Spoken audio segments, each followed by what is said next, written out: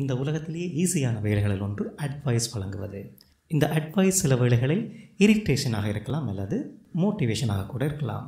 So நாங்கள் daily use பண்ணும் சில அட்வைஸ்களை இங்கிலீஷ் சென்டென்ஸ்களில் எவ்வாறு பயன்படுத்தலாம் என்பதைத்தான் பார்க்கவிருக்கின்றோம். I welcome you to English smart. அளவுக்கு மீறினால் எல்லாமே ஆபத்துத்தான். இதை எவ்வாறு சொல்லலாம்? Excess of everything is bad. Excess of everything is bad.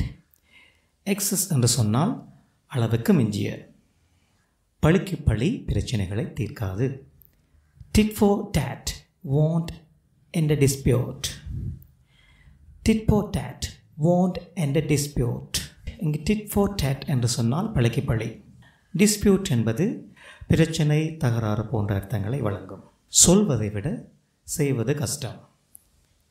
Easier said than done. Easier said than done. நீயாக இருக்கிறது தான் நல்லது. It's best just to be yourself.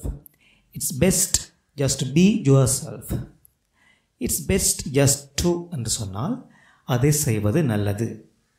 நீ உனது ஹோம்ஒர்க்கை செய்வது நல்லது என்று சொன்னால் it's best just to two your homework என்று சொல்லலாம். சூழ்நிலைக்கு ஏற்ற மாதிரி மாறிக்கொள். இதை எவ்வாறு சொல்லலாம்? Adapt yourself to the circumstance. Adapt yourself to the circumstance. இங்கு அடாப்ட் என்று சொன்னால் ஏற்ற மாதிரி மாறுதல். அதே போல் சர்க்கம்ஸ்டன்ஸ் என்று சொன்னால் சூழ்நிலை. அது நல்லதுக்குத்தான் என்று நம்பு. Believe that it's for the best. Believe that it's for the best. For the best என்று சொன்னால் நல்லதுக்காகத்தான் என்று கூறலாம். நடந்த விஷயத்திலிருந்து பாடம் கற்றுக்கொள். Learn from what happened. Learn from what happened. Learn from என்று சொன்னால் ஒன்றிலிருந்து கற்றுக்கொள்ளுதல். உனது தவறுகளிலிருந்து கற்றுக்கொள் என்று சொன்னால் லேர்ன் ஃப்ரம் யுவர் ஃபெயிலியர்ஸ் என்று சொல்லலாம். உன்னுடைய எண்ணத்தை மாற்றிக்கொள்ள வேண்டிய நேரம் இது. இதை எவ்வாறு சொல்லலாம்? Now is the time to change your thinking. Now is the time to change your thinking. Now is the time to என்று சொன்னால் ஒன்றை செய்வதற்கான நேரம் என்று நாங்கள் கூறலாம்.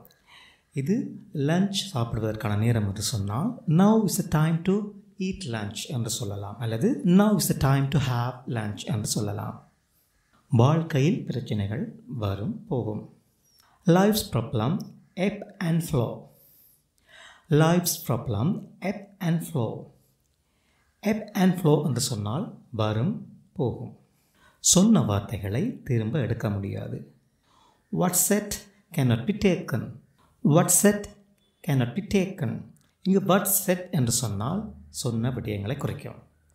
ஓகே ஃப்ரெண்ட்ஸ், இந்த வீடியோ உங்களுக்கு யூஸ்ஃபுல்லாக இருந்திருக்கும்னு நினைக்கின்றேன். And if you haven't subscribe to English mode, please subscribe now. மீண்டும் ஒரு வீடியோவில் உங்களை சந்திக்கின்றேன். Take care.